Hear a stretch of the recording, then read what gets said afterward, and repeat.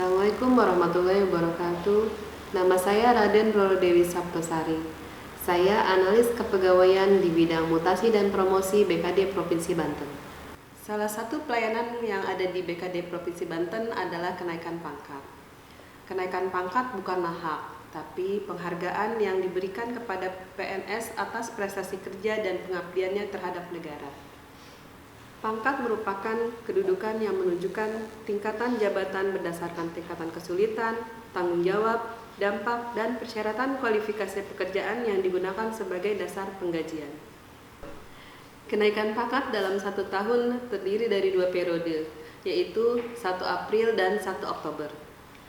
Jenis-jenis kenaikan pangkat yang kita ketahui adalah yang pertama, kenaikan pangkat reguler. Kenaikan pangkat ini diberikan kepada PNS yang tidak menduduki jabatan apapun. Persyaratan kenaikan pangkat ini adalah sudah memenuhi waktu dalam kurun 4 tahun dari batas kenaikan pangkat sebelumnya. Kemudian kenaikan pangkat yang kedua adalah kenaikan pangkat pilihan.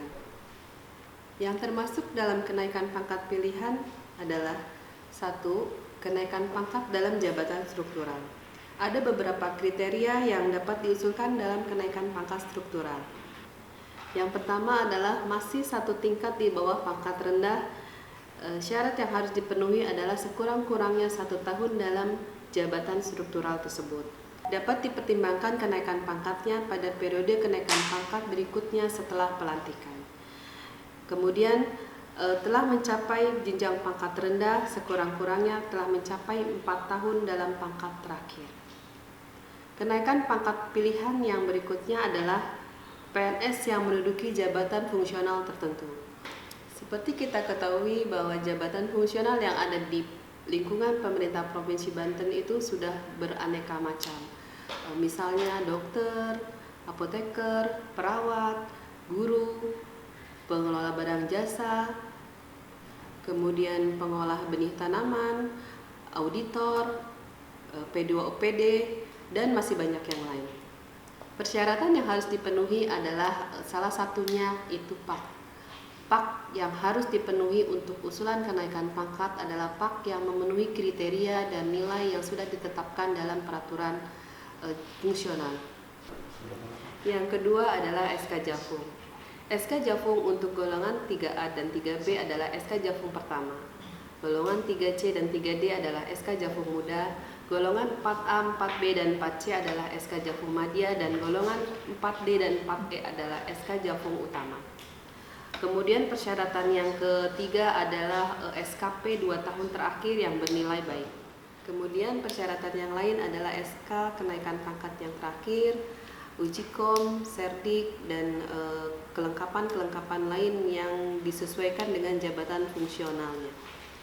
Kemudian kenaikan pangkat pilihan yang ketiga adalah kenaikan pangkat pilihan karena menduduki prestasi kerja yang luar biasa, di mana sekurang-kurangnya telah memiliki masa kerja 1 tahun dalam pangkat terakhir. Kenaikan pangkat pilihan yang keempat adalah kenaikan pangkat yang diberikan pada PNS yang menemukan penemuan baru yang bermanfaat bagi negara. Kemudian yang kelima adalah PNS yang diangkat menjadi pejabat negara. Kemudian yang keenam adalah PNS yang melaksanakan tugas belajar dan sebelumnya menduduki jabatan struktural atau fungsional tertentu. Jenis kenaikan pangkat berikutnya adalah kenaikan pangkat anumerta. Kenaikan pangkat ini diberikan kepada PNS yang tewas dengan melampirkan persyaratan yang wajib dipenuhi, yaitu berita acara pejabat yang berwajib tentang kejadian yang mengakibatkan yang bersangkutan meninggal dunia, visum et repertum dari dokter, salinan atau kopi sah surat penugasan, atau yang menerangkan bahwa yang bersangkutan meninggal dunia dalam rangka menjalankan tugas kedinasan. Kemudian laporan dari OPD yang ditandatangani oleh Eselon 2 kepada PPK tentang peristiwa yang mengakibatkan yang bersangkutan meninggal dunia. Kemudian jenis kenaikan pangkat yang terakhir adalah kenaikan pangkat pengabdian yang diberikan kepada PNS yang meninggal dunia dan PNS yang mencapai BUP, dengan ketentuan memiliki masa bekerja selama PNS selama sekurang-kurangnya 30 tahun secara terus-menerus dan sekurang-kurangnya telah 1 bulan dalam pangkat terakhir. sekurang-kurangnya 20 tahun secara terus-menerus, dan sekurang-kurangnya 1 tahun dalam pangkat terakhir. Sekurang-kurangnya 10 tahun secara terus-menerus, dan sekurang-kurangnya 1 tahun dalam pangkat terakhir.